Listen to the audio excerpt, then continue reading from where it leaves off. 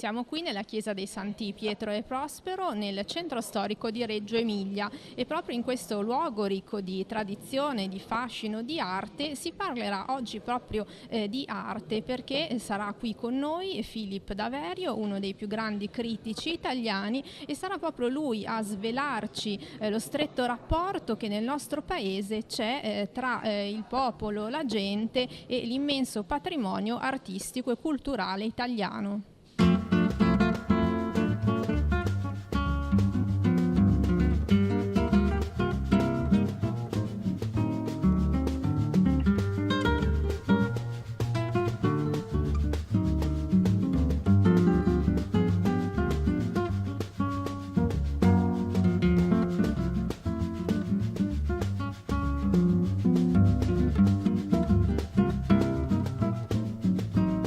Che cosa sono gli incontri del banco? Ma è una valorizzazione del marchio popolare che è nel nostro DNA da 150 anni, un rafforzamento del concetto di popolare sui nostri territori. Stiamo portando sui nostri 1800 filiali che abbiamo in giro sul territorio nazionale tutte le esperienze popolari che è nella quotidianità della nostra esperienza, delle nostre filiali, con testimonial che parlano di cultura, appunto il rafforzamento di questo bellissimo concetto che cosa significa fare banca popolare sul territorio. Significa vicinanza, consulenza e soprattutto in un momento come questo di difficoltà penso che la nostra presenza sia assolutamente fondamentale nella definizione del concetto popolare. Ecco, oggi si parla di arte con Philip Daverio, raccontare l'arte come tradizione popolare. Perché avete scelto questo tema e questo ospite?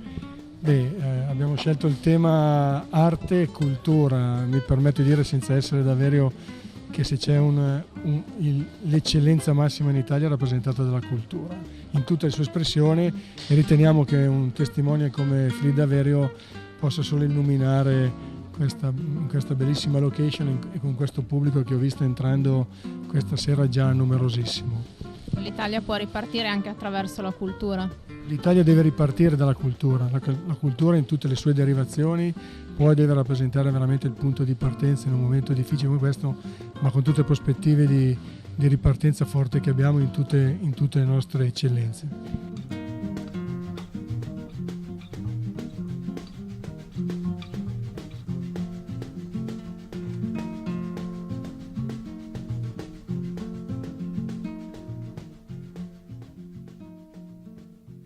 Per quanto riguarda le epoche storiche, qual è il periodo storico che è più difficile da raccontare dal punto di vista artistico? Ma a mio parere non c'è un periodo più difficile, più facile. Quello che conta sempre è la meccanica della curiosità e una minima traccia di informazione, per non dire delle cose che siano scialtronate, ma se uno si affronta le cose con un po' di attenzione tutto il mondo è raccontabile, perché in fondo l'hanno sempre fatto degli esseri come noi, cioè avevano fame anche loro, amavano come loro, morivano come noi, cioè quindi siamo tutti uguali. Per quanto riguarda il popolo, la gente, insomma, c'è interesse per l'arte oggi, quanto ce n'è? Oggi la questione è molto complicata perché le arti sono passate in mano a pochi speculatori mondiali che formano un show trasversale. Allora è molto difficile capire oggi dov'è il culto vero popolare. Sempre pensiamo alle arti, perché basta uscire da quel mondo e tornare nel mondo della canzonetta, non c'è dubbio che i Beatles siano popolari anche 40 anni dopo la loro invenzione. Ci sono dei paesi dove il popolo esiste e dei paesi dove invece esistono le classi sociali per definire una nazione. Nei luoghi a classe sociale forte, non sono solo luoghi fisici, geografici, ma anche luoghi storici. Nella Francia del XIX secolo, per esempio, è ovvio che l'arte appartenesse alla borghesia che amava gli impressionisti.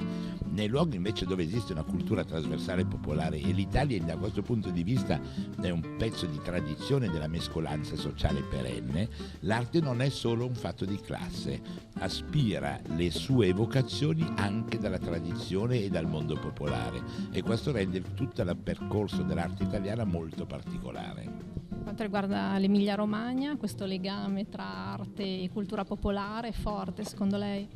L'Emilia Romagna è sempre un luogo dove il peso del popolo trasversale ha giocato un ruolo fondamentale. e dove soprattutto la mutazione anche della cultura ha fatto sì che questa integrazione fosse necessaria.